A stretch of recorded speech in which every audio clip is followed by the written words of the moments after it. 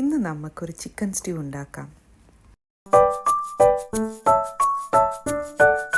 ഒരു പാനിൽ ഓയിൽ ഒഴിച്ചതിന് ശേഷം പട്ട, ഗ്രാമ്പു ചേർക്കുക. അതിനുശേഷം കട്ട് ചെയ്ത് വെച്ചിരിക്കുന്ന എല്ലാ വെജിറ്റബിൾസും ഇട്ടിട്ട് ഒന്ന് ഇളക്കുക.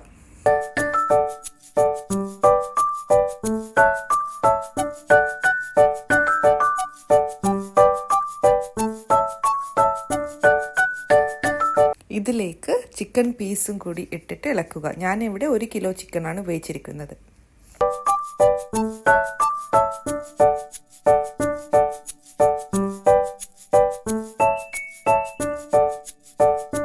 പിന്നെ തേങ്ങാപ്പാലിൻ്റെ 2ാം പാല് ചിക്കനിലേക്ക് ഒഴിച്ചിട്ട് വേവിക്കുക.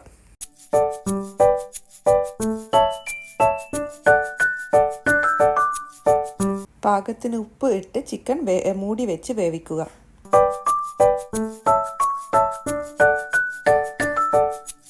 ചിക്കൻ ഓൾമോസ്റ്റ് കുക്കായി കഴിഞ്ഞാൽ കുറച്ച് പെപ്പർ ആഡ് ചെയ്യുക.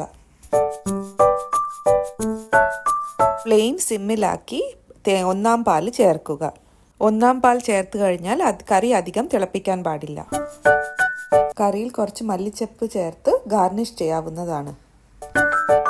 വേറെ ഒരു പാനിൽ നെയ്യ് ഒഴിച്ച് ഉള്ളി ഫ്രൈ ചെയ്യുക. ലൈറ്റ് ബ്രൗൺ കളറായി കഴിഞ്ഞാൽ അത് കറിയിലേക്ക് ഒഴിക്കുക.